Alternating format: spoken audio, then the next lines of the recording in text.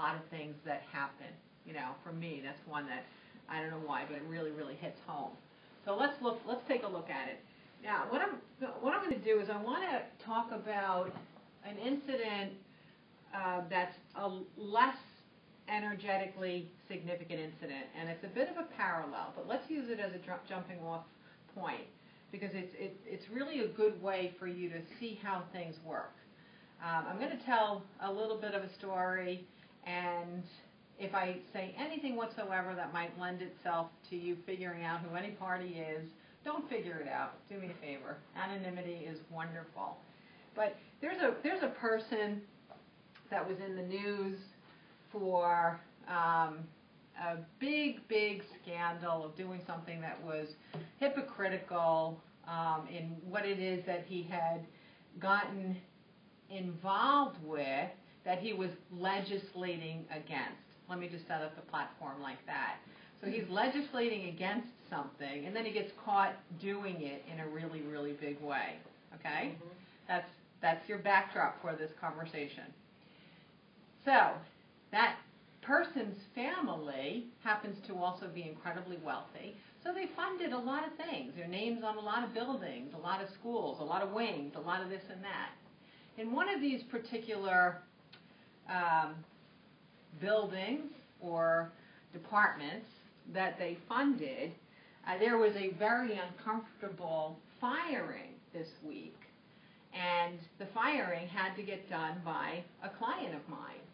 So now, because of the firing, a very uncomfortable firing, she has to have a meeting with this person to explain and justify or rationalize the firing. So this is really awkward all around. Now, what makes this story so interesting, without any details, is the firing is because this person that was fired did the same thing that other person did that was so scandalous. Now, because of legal reasons and confidentiality, my client can't tell that high-profile fellow why this other person was fired. That's really a strange circumstance, really strange circumstance, right? So my client is very stressed about this meeting, very stressed, because we're talking a lot of money, a lot of rationalization, a lot of justification, a lot of how do we move forward from here. How do you handle something like that with grace, and why did it happen? What it all comes down to is, why did it happen? So I'll just add one little detail. It did have to do with offense against women, let's say that. And so what I was getting in the session was that the person fired, I kept getting this young man, really young, like middle school age, and I could see that the person that was fired, let's just give him a name, let's just say Bob was fired, okay? So Bob was fired, right? I got this middle school kid, boy, in Bob's life, but I happen to know Bob's age. He's certainly not going to have a middle school kid, so I don't really understand why I'm getting this kid as someone who's going to have a major, opportunity to influence. So I just start talking about this kid and how the firing is going to change completely how Bob influences this kid, because he's just on the precipice of learning about what is a boy and girl's relationship like, what are women, what are men, what is respect, what is something that's acceptable, what is something that's not acceptable. So as I'm saying all of this, my client says, oh, by the way, Bob has a middle school boy, which, logically it didn't make any sense because the age gap was huge. So now I'm like really understanding this man who never had accountability for his actions with women is about to parent a boy who's going through his 13 to 18-year-old changes and experimentation and learning and growing and dating and all of the other stuff. Can you imagine how different Bob is going to be from this point on with his son? It's going to be completely different. So at a minimum, Bob's son has an entirely different trajectory because of this firing, entirely.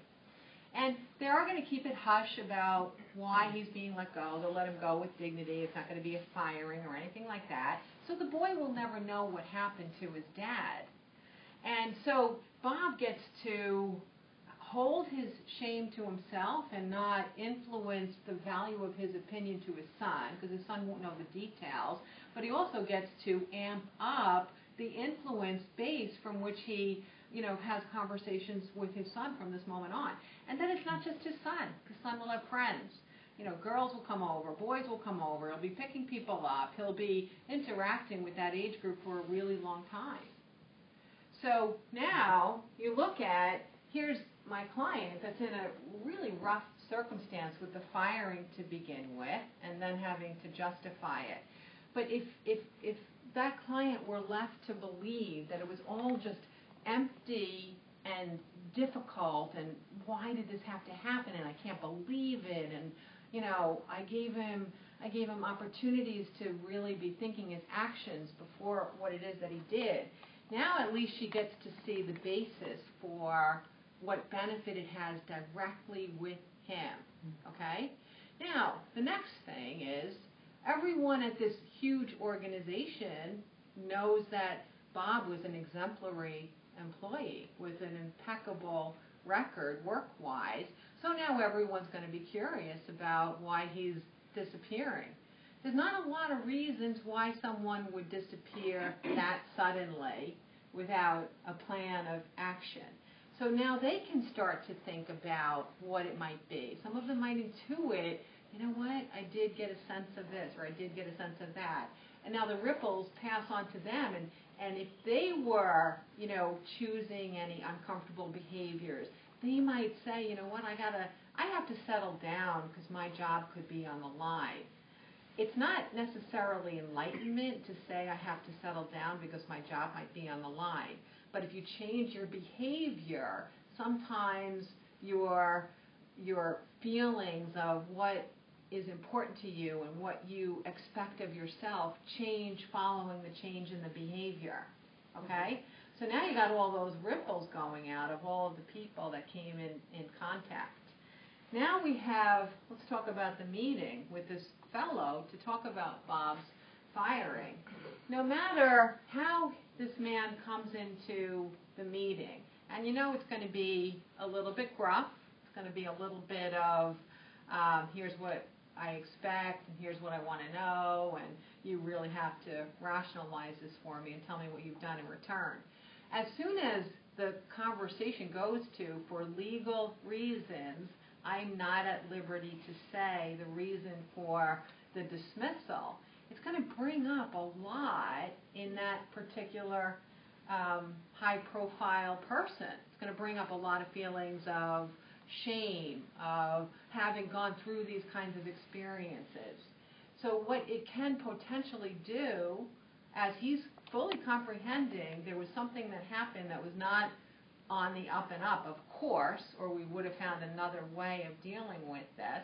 Now that particular fellow is going to amp up his appreciation for the whole entire organization because he's going to see that there's value in handling things in a dignified way and handling things respectfully, but handling things correctly. But also his shame is going to be triggered as well, which is going to make him want to express the goodness of himself. When we have shame triggered within us, for whatever reason we're carrying any shame, when a trigger comes that's a direct link to something that we feel shameful about, it makes us want to get other people to think we're really good people. So now that person still has a lot of influence over a lot of people.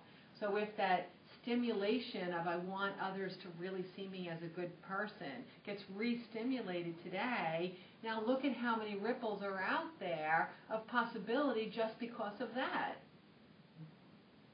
So the point is that the session began with, this is really, really hard, and I don't understand the purpose, and I don't understand the reason. But then when you look at it, and there's really no long-term long-term repercussion in a negative way to my client, except kind of, helping people to comprehend and make the transition, then you can see all the great ripples that were put into the waters, potentially really, really good and strong ripples. And the other thing, too, which was really interesting, was that sometimes I get these hits in the morning, and when I woke up, the hit that I got, and I have to credit for those of you who understand Ein's place in my journey. Ein said this to me a lot of years ago, and she has a very witty, almost cutting sense of humor. And what she said a long time ago was what I woke up with today, was in my ears. It's like, don't worry about anything. Those with low levels of awareness and old ideas, they're going to die off, so just don't worry about them. And I was like, oh, yeah, well, that's good news. All right, yeah, something to look forward to. I remember the first time she said it, I'm like, okay, well, I think, humanity's problems are resolved. They're just going to die. But what I was thinking about today on that session is, so she whispers this in my ear this morning, like a nice way to wake up, right? So I was thinking, Bob is a little on the older side. She might have thrown him into the category of people with old ideas or behaviors that's going to die off. But instead of just killing him off now, we have the opportunity to keep him on the earth, but from an enlightened perspective, right? And I think that's kind of a little nicer. Why don't we try to, help those that are already here instead of sending them all home? Especially because poor choices in our perspective are generationally taught. And so if you still are alive and you're teaching things that are not aligned with universal wisdom, it's not only that you've got your issues, but you're passing your issues on to others. So to take someone and convert their perspective just a little bit, it's an amazing opportunity at any age for anyone to have that chance. So let's look at that. I think that this is a relatively simple and relatively calm circumstance because it's just one person, and it's one person that we don't know. But we can see all of the possible ripples of goodness that can come from that.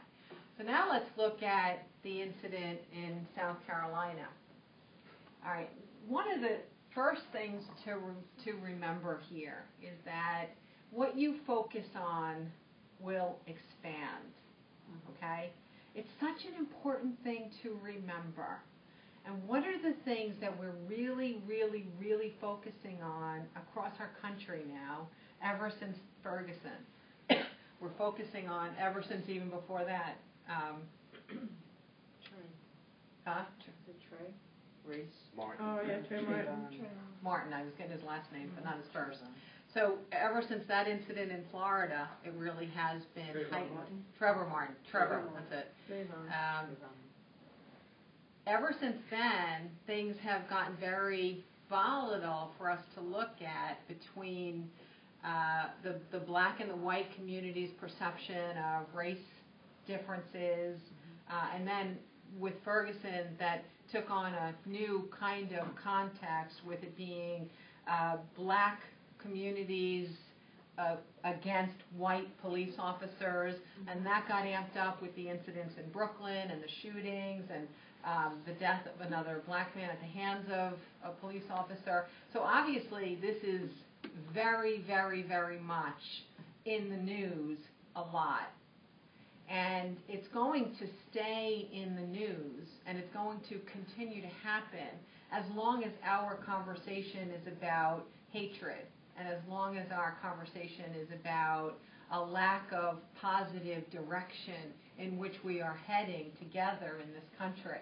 As long as the conversation stays in a place where we're setting ourselves back 50 years or 100 years in our perception of race relations, then this is going to keep us having a conversation that will grow in its expansiveness, because what you focus on will expand.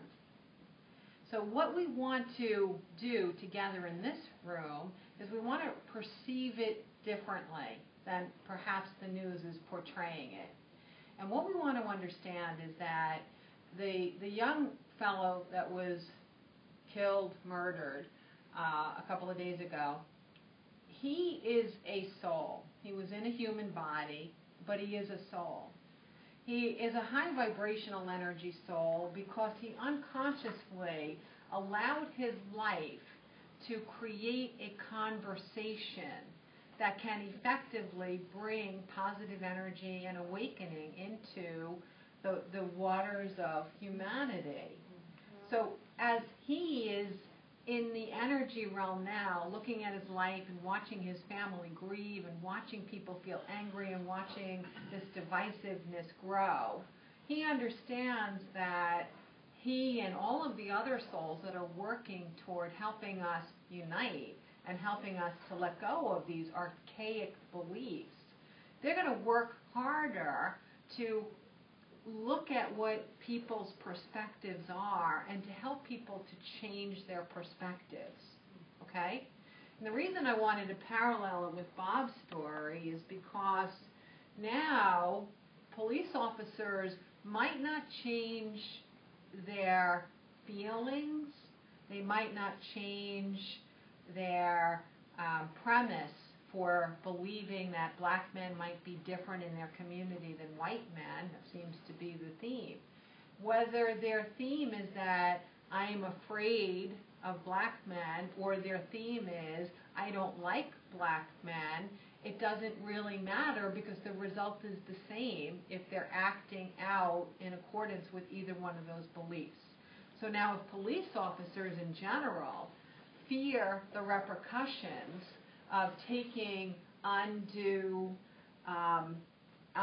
force in a circumstance of white officer and black man, again, if they change their behaviors, their level of awareness might follow the change in their behavior. There's no guarantee of it, but it might. It might. So the possibility arises now that all of the police officers in our country that are in these circumstances where they feel like there's some kind of divisiveness in race, or if they're prejudiced or they're afraid for whatever stupid reason, but if all of them are thinking this result is so clear that this officer is going to be charged with murder and likely convicted, it takes the story out of the hands of the acquittal that occurred in Ferguson, okay? So the result didn't really occur in Ferguson. Obviously the circumstances were very, very different than now, but at least the conversation comes to a place where there is nowhere to hide. You kill anyone on duty and it's proven that it is murder, you are going to go to jail. You cannot hide. The one good thing about the media is that there is no place to hide. They would have a very, very difficult time in this case finding a jury that could possibly say that an acquittal is in store for this, okay? So here's this one soul, this one young man whose soul returned back home in the last couple of days, and he has all of this possibility in front of him. And all of the other guides and souls that are in the energy realm will be focusing on the same thing if that happens to be what their area of interest or curiosity or expertise is. And little by little, those shifts can happen. Little by little, we can make a difference in the ways that we have conversations and in the ways that we do things. I think one thing that was really remarkable was the report that came out about training in Ferguson that came out way after all the incidents, and how horrific their tolerance training was, and how there was like an active current of prejudice within the police department and an active current of prejudice against black people in that community. So it seems weird that in the year 2014 or 2015 that can exist. And it wasn't even subtle. It was relatively overt. How can that exist in this year? It just seems bizarre. But now there's going to be, as I said, less place to hide, because there is no place to hide anymore. There are whistleblowers. There is the media. There is, federal guidelines about what police departments are supposed to do and be responsible for and how. So there's fewer places that people who are prejudiced are going to be able to hide, and that's the goal. So our goal is to not necessarily have a conversation among us about prejudice, because if you're talking about prejudice as the underlying issue here, then what we focus on will expand. We'll start to see more evidence of prejudice. We'll start seeing more evidence of separation. But what you want to do is put on the lens of unity. Look for people that are united. Look for people that are living lives away from Ferguson or Charleston or any particular incident, and see that those incidents are isolated. Those incidents are uncommon. Yes, what you focus on will expand, so they seem a little bit more common now. But if you count the number of people in the world, you count the number of white people, and you count the number of black people in the world and in our country, look at how they are living together. Look in your own life. Look and see if you are living in a United States with people who are different from you. And it's more than likely you have let go of any faulty thinking of what separates one person from another a long time ago, or you wouldn't be in this room. So we're not looking at prejudice. We're trying to find unity, find examples of unity. And in every way that you can be the power behind unity, then be the power behind unity. Celebrate your own excursions into being with people that might be I'll turn mine off too. Being with people that might be unfamiliar to you. It's interesting. One thing when I talk about level of awareness in other cities that I might think about moving to, one of the main things that I look for is diversity. Because if there's no diversity in a community, to me it gives a strong indication about the level of awareness of that region. To live without diversity, to me, is like living with, one arm and giving up a leg and another arm. Why would I do that? I want the whole of me. I want the whole of my earthly experience. I want the whole of people on this globe. I want the wholeness of possibility. All different people from all walks of life living together, not living on different sides of a railroad track. That's how I want to live. And so, am I able to find a lot of places like that? So far, not so many. Please email me if you have any other suggestions of places I should look at. But I'm going to keep searching. It's a running joke in my family. Every time we hear new news about what different states are legislating in their anti-gay stances, my kids will, cross off, Mom, another state we can't move to, and they're like, Mom, we've got seven left. We've got 7 left. We got 7 left. And then all of a sudden, one state will overturn some archaic legislation that they just put on the books a month ago. And then they'll be like, well, we're going to put this one in the maybe column, but, we really have to see how things go. And my feeling is, not only do I not want to be around that culture or those people or that legislation, I am not going to spend a penny of my money in a state that is legislating in a prejudiced or hateful way ever, period. Yes? Not acceptable. And so when you're looking for unity, I could be a hypocrite. I could move to a place because it's economical. I could move to a lily white community and live there forever and ever and ever, and have different diverse groups come and cut my lawn and do this and do that. I could do it because it might be an easier lifestyle for me, but I'm not a hypocrite. I'm not going to put my money into a state that legislates against anybody for any reason. So I have to put my money behind my belief system, and I'm going to continue to put my money behind my belief system.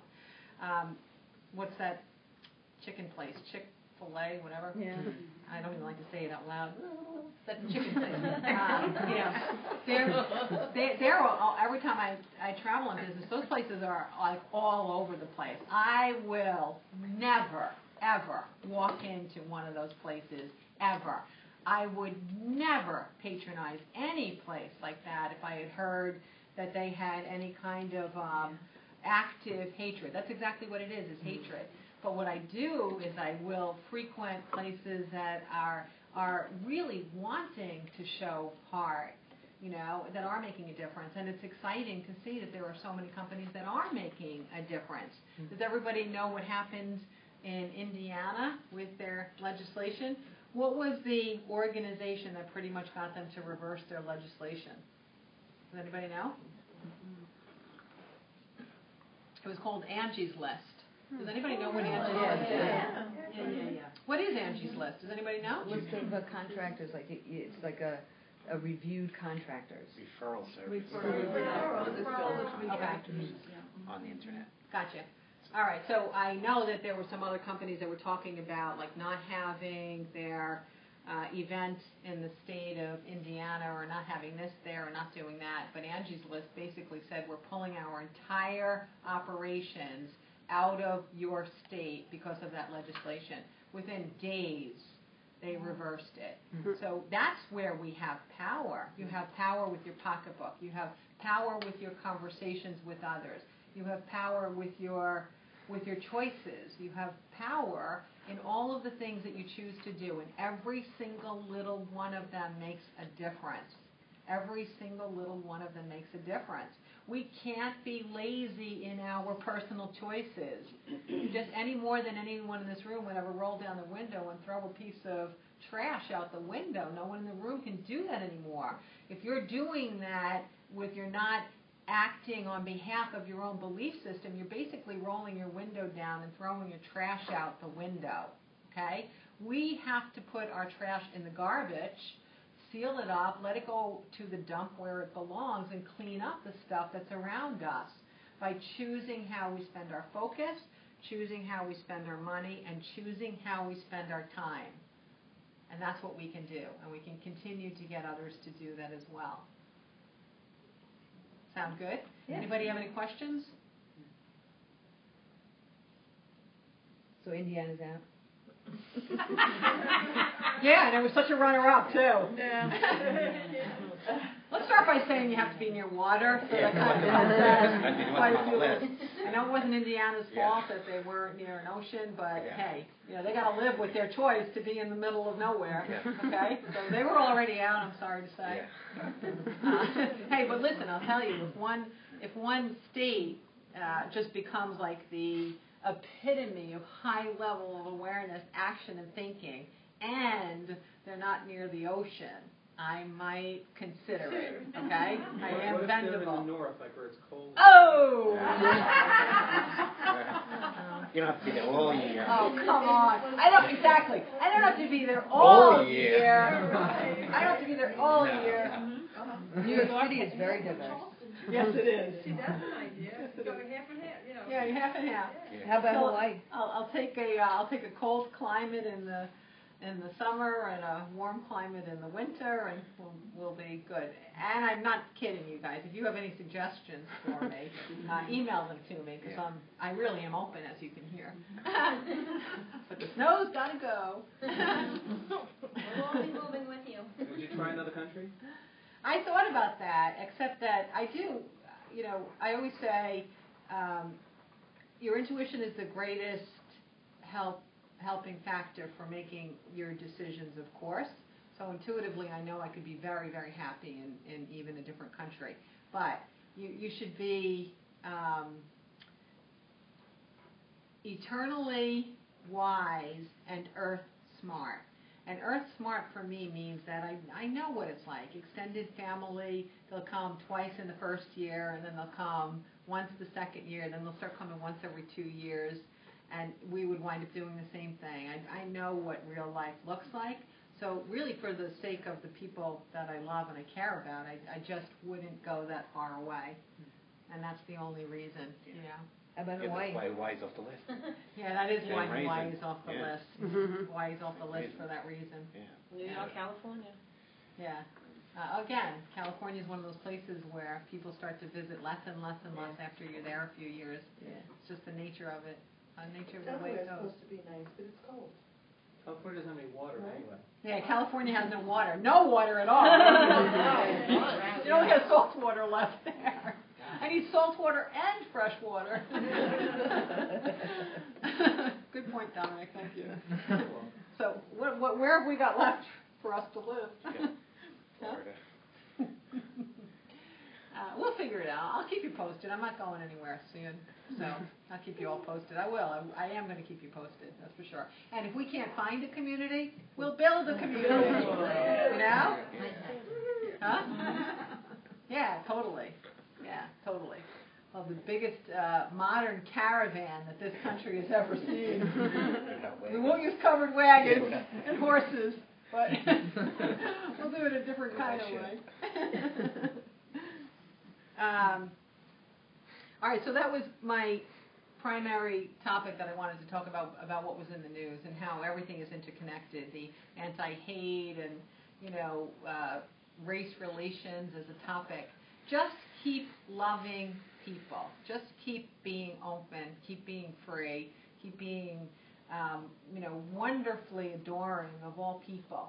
And whoever that person is, I don't care what shape or size or religion or color or sexual orientation, you still want to hold those in your circle to a high enough standard that they're living in the vibration of love in their interactions with you, period. Okay? And the more you expect that, the more you bring that in and the more you vibrate that to you. Do you think that education has anything to do with any of this? People becoming more educated and, when people are educated or they go to school, they are around different people, they're learning different cultures and stuff like that. Maybe that'll I think it has, change it things has, a little it does have something to do with it, but I don't know necessarily as much as we would like it to. Yeah. I met a young man this weekend from Rwanda. One of my daughter's friends came over from Rwanda. And he was saying how we were asking him so many questions, and basically that's what he was saying, is that the culture has changed so much because people are not as ignorant. So whether that's education or awareness, it's probably more awareness even than education. But they are so much more involved in learning about each other than Yes. they were before. Yes. Yeah, I do. But what I believe is that education, at a minimal amount of education is really important for awareness. But you have to really always take a look at what the educational curriculum is. Mm-hmm. If you see some of the things that are being taught in some of our own states, it is a little bit mind-blowing that we could possibly be teaching certain things. So it does have to do with the level of awareness of the curriculum and the educational institution to begin with. So there is no guarantee that education for education's sake is going to make us be more unified. It is about what the quality of the education is as well. A long time ago, guys would... Common Core, by the way? Huh? Speaking of education, have you seen the Common Core they're trying to teach? Yeah, we've seen The it. one I just opted my son out of, the assessment exams? Yes, I have seen it, Dominic. Where's the level of awareness there? There... There's none. Well, all right, let me bring that up. Huh? Pulling more out, there's more and more movement to pull them out of that, so that's got to have an Yes, influence. that's it, exactly. There's a tremendous movement.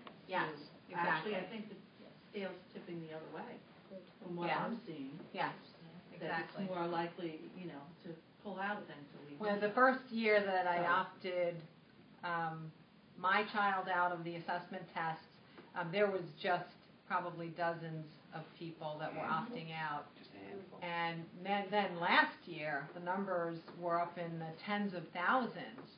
And I just did my opt-out over the weekend, And so the exams start next week and then the following week. I think the numbers are going to be through the roof. Oh, yeah. You know, and in all of the other years, I wrote just a very simple opt-out letter that I was opting him out just to give, you know, the information of the details. This year I wrote a letter, and I don't know where it will go or whose hands it will get in, but I did it for a reason, because I felt that it was good to not just bash Common Core, but to talk about factual reasons for why it doesn't seem to be the most productive educational curriculum for our children, you know. And so I worked on citing reasons why I wasn't in favor of it, and so on and so forth, and what I also thought the consequence would be if it continued. And the reason I really wrote the letter was because we think we can have power because we have the right to vote, because we're in a democratic society. But our power to vote isn't as powerful as it used to be because of, I really don't want to be negative here at all, but it's an observation. I don't mean to reflect on it in a negative way, but the observation is that special interests and money seem to have more effect than on what is legislated than our vote, our voice with our vote. So my feeling was Common Core, I might elect our state senators, I might elect those who appoint those who are working in the New York State Department of Education and in the state curriculum development areas, but I don't have a very direct link to the decision makers for New York State curriculum. I don't have a link. So my vote at the poll is pretty flaccid, but my vote about whether or not my child attends the assessment test, that's a powerful vote. So it will cause us to find that we have ways to share our voice, not necessarily only at the poll. And since our vote there is becoming less and less powerful, it's good to examine what other options you have, how else you can be heard, what else you can participate in. And that's the feeling. And I do think that the movement that parents have about pulling their kids out of the assessments, it'll probably result in a reversal of their decisions. Reversion. I'm going to make up all new words today. I think I've been like so out of my body today. I can't even get a sentence out of my mouth tonight. Like this human stuff really tripped me up. I'll try to pull it in again. Just don't give me any numbers, all right? What I was going to say is the other thing I was going to say is that it's an observation, but it's important to observe what's happening in politics today. In most cases, if a person who has really altruistic intent and has a high vibrational energy and a high level of awareness, if they're drawn to politics, the way that the machine is working right now is that on many, many, many levels of government, it's difficult to remain at that high vibrational energy among what is happening in our political environment. Okay? That's an observation. It is what is going on today. And I've seen it. I was instrumental in helping a woman become mayor in a town in New Jersey. I see it all the time with clients that work in politics or connected to politics.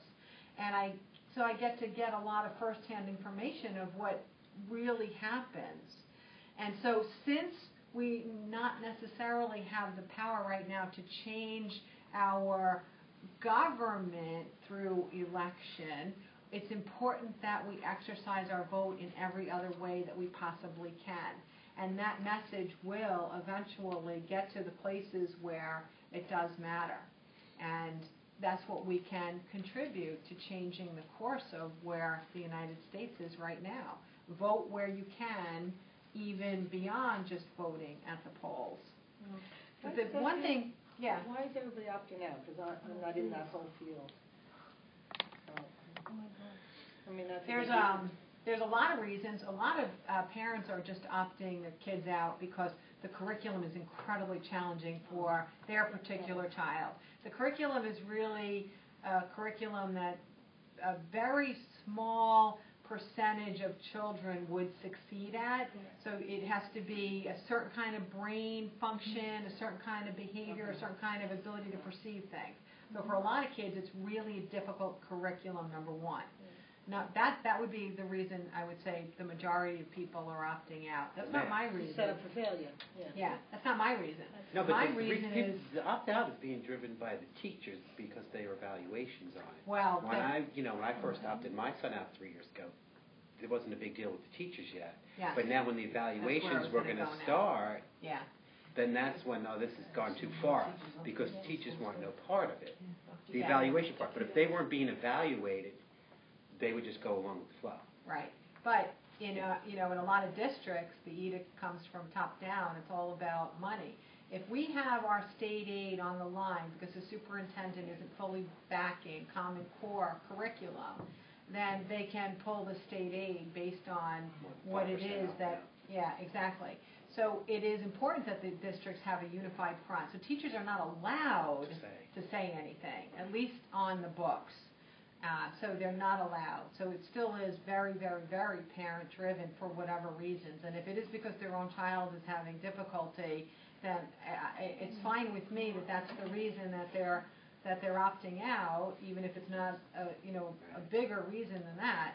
My reasoning is that number one, all children are not alike. My kids personally didn't have a problem with it, which I really am taking a unified stand here. I'm not doing it as a personal stand because my kids don't have a hard time with it. They didn't have a hard time with it. But what it is as they are assessing teachers more and more based on the Common Core, what I think is happening is we're really taking away the nature of education. We're taking away hands-on. We're taking away our ability to educate teachers and then let teachers educate children. We're taking away fun. We're taking away creativity. We're taking away spontaneity. We're creating this little society of soldiers, and only a percentage gets to go in the military at the end. Whoa, big bonus! You get to go in the military because you're in the 20% that can succeed with Common Core. So we're creating this that's just not realistic. And if kids are, and listen, no matter how much we'll get letters home, every district sends them out about these tests are not about your children, we're not stressing out your children, we're doing nothing different in the classroom.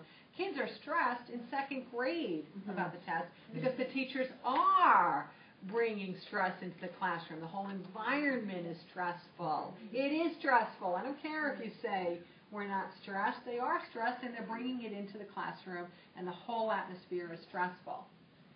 So why, if there's all of these conversations about it, what is the message that Common Core is teaching us, What it is exactly that.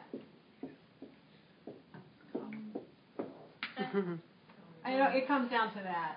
If we're going to legislate and say all people are the same, we're not going to get anywhere. What if we instead embrace the differences among everybody? That is so much of the challenges in our country over the last 10 years is that we're trying to make everybody common. We are not common.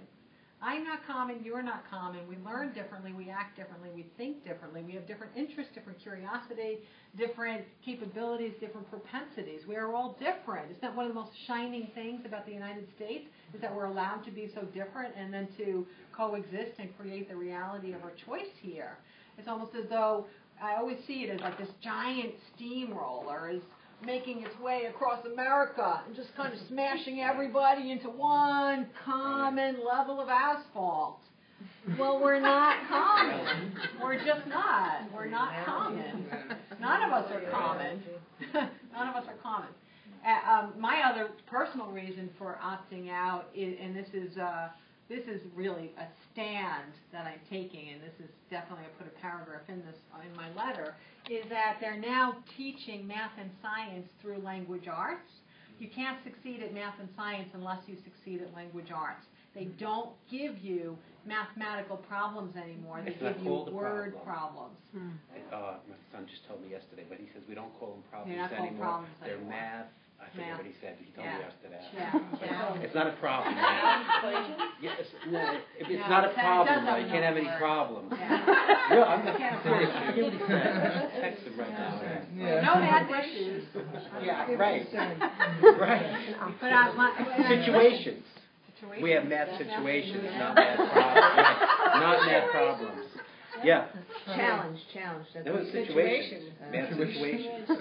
And it's really funny. I mean, I think we can all, if you were here, if you were at the seminar for Getting It Right, guys talk a lot about the difference between the functions of the left and the right brain, right? Imagine you're a kid with acute left brain function, and you could have been going to MIT because of how over the top your analytical reasoning and logic and analytical abilities were, right? Well, Common Core is going to squash that dream on you because you're not allowed to do math or science without getting to it only through language arts now. So my feeling is, why don't we let kids have 8 subjects or 9 subjects and let them learn the subject at hand and stop mixing every other subject in with it, so you can let kids excel naturally at some of the things that they're better at, and then help them with the things that they're not naturally better at.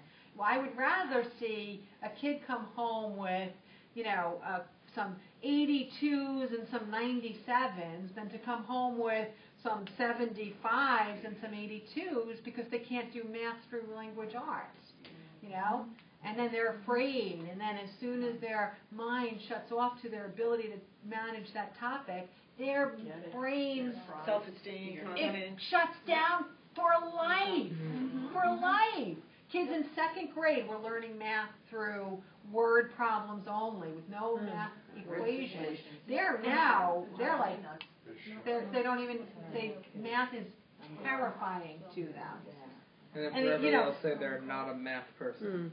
And that's the belief. That's it, exactly. I'm not an English person, I'm not a math person, I'm not a science person, I'm a numbers person, But the goal here is, let's watch Common Core implode. We're going to watch it implode. Let's watch it implode. But let it open up a new conversation about what was inherently difficult about this. Why did it not work? Well, number one, people are not common. Number 2, we have to put some faith in our professionals. A teacher curriculum and the assessments, even to be licensed to be a teacher, they're pretty rigorous.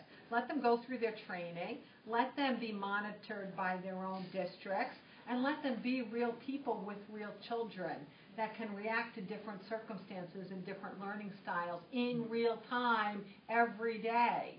That's what it is. Imagine we had Common Core for mechanics. There'd be a whole lot of cars leaving this country really, really, really soon. You can dust them off and look at them and maybe even play the radio, but you ain't driving them ever again, I'll tell you that much. But the challenge here is the bigger picture is, yes, Common Core is just a conversation about what we might be wanting to look at in our country.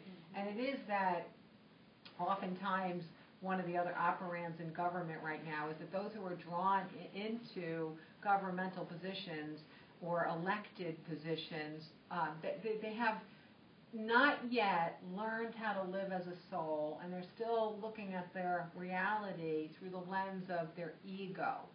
So there's an appeal with power, with being able to execute forcibly, power over others, to have the final say, to be the one that legislates, to be the one that has edicts that are passed down. It's a very heady experience. If you're coming from a lower level of awareness and you become an elected official, it can be very heady. There is no checks and balances for how soulful you are when you get elected, and there's no program in effect to help keep politicians soulful once they're there, or to help them keep the lens of soulfulness when they're there. And so that's the biggest issue, is that even in the Department of Education federally, they're not really necessarily able to get out of their own egoic perception. of wanting power, of wanting radical change, just so I can say that I was a part of this. So we have to take ego out of government, and little by little, hopefully we'll be making, small movements towards getting there. When we had spoken about Ebola and why did they bring those patients here, basically we had also discussed that maybe it was a way of getting a vaccination for it, of bringing it here and opening up people's eyes.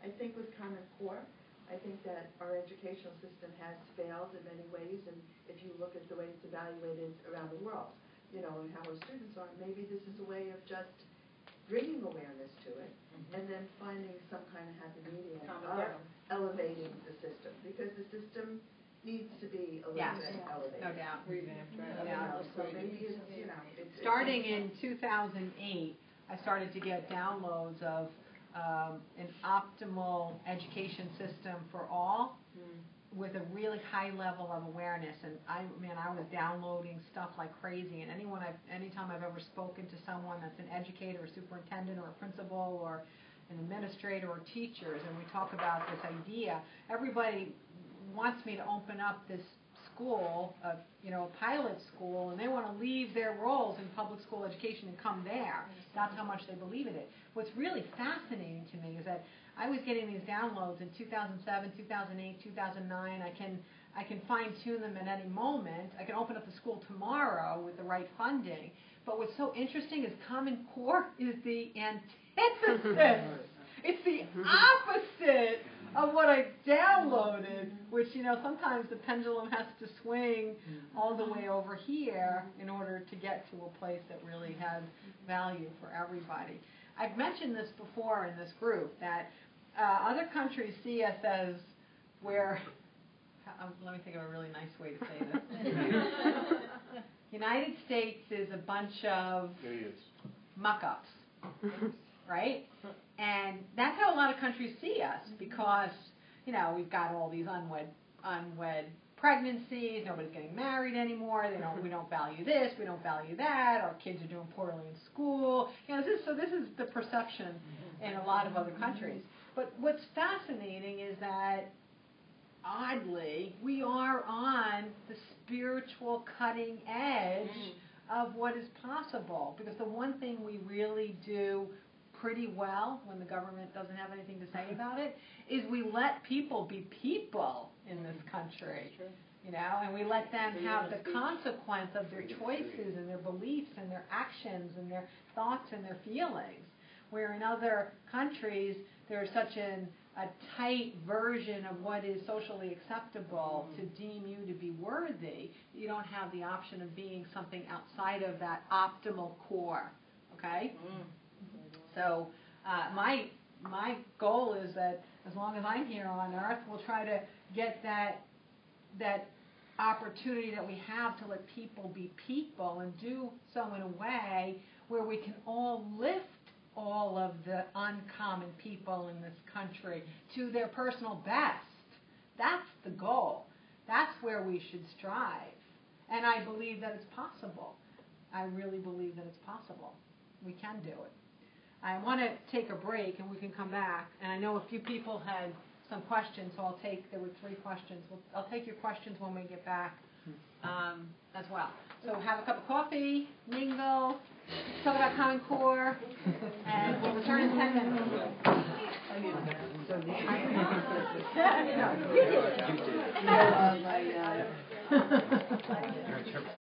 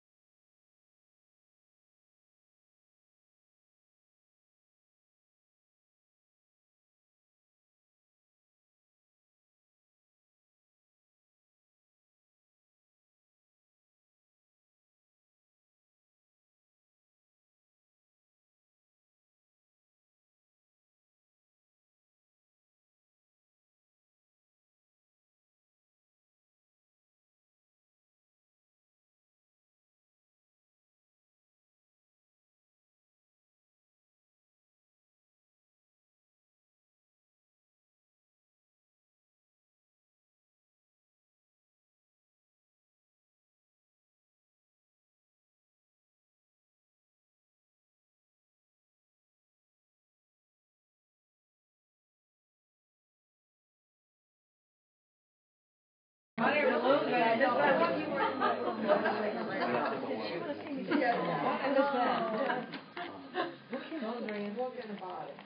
Hello, everybody. Welcome back. I did a whole bunch of human stuff in the break, so I think I'm going to be a little bit more fluid now. Fluid? Oh my God, I can't even do it. Forget it. I'm not going to change anything. I'm just going to keep plugging along. All right, before I get into, I know I like to do questions and answers for the last part of the Enlightenment Power Group. I did have a couple of people submit questions to me this time, and remarkably, even though the questions were specific, they were identical to each other. So, without a shadow of a doubt, there's a certain topic we will be talking about tonight, okay? But did anybody have any other questions about what we were talking about earlier? Or you forgot them because I didn't answer you, or I didn't ask your question earlier, you just forgot them? That's fine. That sounds like something I would do. We can all move. You remember to ask. I remembered to ask. Yes. Just a statement. The biggest hurdle that our education system has, especially for the parents, is that it's run by government. And that really is the biggest hurdle. Because look at the charter schools, how successful and how well and what they're producing. And they have waiting lists like nobody's business. Right. And they're trying. And the governments are trying to run them out of town as well because of trying to control things. Yeah, I always challenge people to show me a superb, major department of any government that's making things so much better than they would have been otherwise. I mean, I know there are some. Yeah, name one. They're subsets of a superset. Little subsets of a big superset. Yeah. See how I use language arts to talk mathematically? All right. Speaking about the education, government, all that, and how lousy our government is, and how they're not doing what's right for the people, they're doing. I don't believe I said anything like that, Dominic, okay? I'm embellishing it. Okay. What would you intuit is the best way to handle this government? I believe that when the pendulum swings too far in any direction, it is natural for an infusion of revision to enter. As far as the government is concerned, it'll have to be an infusion of evolution or revolution. My preference is evolution, but we don't know how yet to infuse evolution into a major organization like that. So my feeling is that until we learn how to infuse evolution into a long-standing structure that's not really operating at a high level of awareness, we're going to continue to use revolution. So they will push enough people far enough that there is a revolt. That's the direction it will head. But at least it'll cause the pendulum to swing again. One of the funny things about just the Common Core issue, this is not about whether you have kids or not about whether it's personal to you. It's really a metaphor for other things going on in our country. But one of the reasons why there's this great big movement of people using their voice is because it affects their children. It's close to home. You threaten someone's child by making them have circumstances that are unhappy or not harmonious or so on, then you have people that are willing to take a stand and use their voice and use their power. So my feeling is that the government will provoke and provoke and provoke until there is a revolt. I would love to continue to get more and more people involved in our conversation countrywide to the point that we can have a true evolution, okay? And that would be really awesome as well, where we've got large millions of people backing candidates who are vetted for having high levels of awareness, for having soulfulness, and then we're doing what we can to get those people placed in office. How evolutionary would it be if the primary ingredient in getting a candidate a lot of votes was how soulful they were and how high their level of awareness was? You can't just say, well, this is terrible, or there are no choices, if you're not willing to do anything. I've been thinking more and more about how we can evolve. It's theory here. That's why I'm always asking you to take small actions and always take every action in accordance with your belief system, because it has to start somewhere. But eventually there's going to be more people like us that are fired up enough to say, let's all come together and make a real difference in how we elect people, how we perceive our government, what we're asking, how we're having a conversation with the government. And it would be great if we could have the power to do that instead of sitting around and waiting for the revolution. Because the revolution will come. Whatever magnitude it has, that remains to be seen, but it will come. It will come. All right. There was something else I wanted to say. What was it? It's too big of a topic. I don't think I'm going to go there right now. So we'll go to what the questions were. So it was so interesting that I got identical questions from different places. I'm like, that's so weird. One was in writing, one was in person, another person backed it up in person. And I'm like, wow, that's so strange. But the question was that a few people were asking, like, how did humanity begin? And specifically in the context of how it's portrayed in the Bible with Adam and Eve and so on and so forth. Like, what is it that I perceive as the beginning of human life on Earth? And I will say that if there's anyone in the room that has very, very strong religious beliefs, or they're incredibly attached to the idea that the Bible is truth and only truth, then you might not enjoy the next few minutes. So I give you permission to pretend you have a coughing attack and leave now quickly. So the way that I know I've talked a little bit about this, and I've drawn some models, but let me take you through it. And interestingly, when I'm leaving my body, especially in the first few years, I would go wherever guides would take me. I never had an agenda. So because I didn't have an agenda, guides took me to places in human history or even on the earth today that would have tremendous opportunities for awakening for me. So I could see the way things were in history in comparison to how they are depicted in history books and so on. So a lot of times I'll keep these visits private because there's a lot of people that would not necessarily feel comfortable with hearing my version of what I experience when my consciousness is going to those times. And I get that everything really is metaphoric. So if my consciousness is being brought to 2,000 years ago, to the times when Jesus Christ was walking the earth, if I'm brought there a lot, maybe I'm getting some specific information about what was going on earth and what was the truth versus what is in the stories. But the metaphor is relatively similar, whether it's Muhammad or Moses or whatever prophet walked the earth. It gives you an indication of how there's a basis of truth in most stories, but then it's intentionally and unintentionally contorted from those nuggets of truth. So I have visited that period frequently, and I actually really like visiting it because my curiosity is endless. And that particular period, I was raised Catholic, so it's my only frame of reference for actually having any relationship or parallel with a religion at all. So it wouldn't make as much sense for the guides to carry me to a different prophet because I don't have a frame of reference for it. I wouldn't have been able to understand the context of what it was I was experiencing. So that's what they've used a lot to help me understand things a little bit better. But even before 2,000 years ago, this is as I understand it.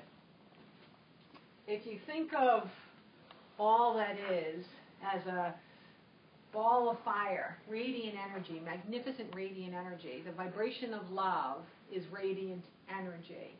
And everything comes from that vibration. Everything comes from the vibration of love.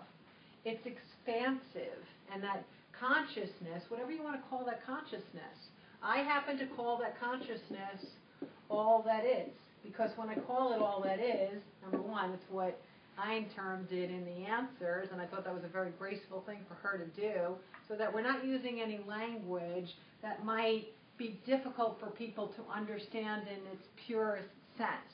So if I use the word creator, if I use the word God, if I use a word that comes from a different religion, all of a sudden you have opinions about those word choices because there's some context in your life in associating ideas or emotions or responsibilities with those language choices. So all that is, it's pretty simple. All that is, right? So all that is our collective consciousness. And it is also a synonym for it would really be love. The vibration of love is all that is. So this consciousness, as it was expanding, we're always, I explained this a lot in the last monthly group, we're always on the edge. And when we hit the edge as a conscious being, we don't say, all right, done. We press. We press. We press. We press. We're always expanding what we become aware of. We're always pushing our limits of what we can impress, what we can push out there, what we can change, what we can orchestrate, what we can manufacture, what we can perceive, what we can be. So as conscious beings coming from the vibration of love, it's always about expansion. We never think anything is done because nothing is ever done. Love is infinite. So as this vibration was expanding, this consciousness was expanding, it was, I always see it as like spinning, and I always see it as like when it spins, it has like this centrifugal force thing running around it, and there are sparks that fly off as consciousness spins. Kind of like a galaxy. Yes. Yes. Wow, that made my illustration make sense, other than what I wrote up there. This just looks like a dying spider. Well, thank you for that, Dominic. You know what? I should just hire an illustrator. I'll speak, and someone else can be like... So, as these spin-offs spin, each little spark is a new consciousness. But that consciousness is the vibration of love, and that consciousness within the first nanosecond of self-understanding or comprehension also has full comprehension of unity with collective consciousness. The separate doesn't see itself as separate. The separate sees itself as unique and part of the collective. All right? So now, imagine this little spark is, wow, look at that, wow, look at that. And it kind of wanders away from the warm center. So it's getting a little cooler.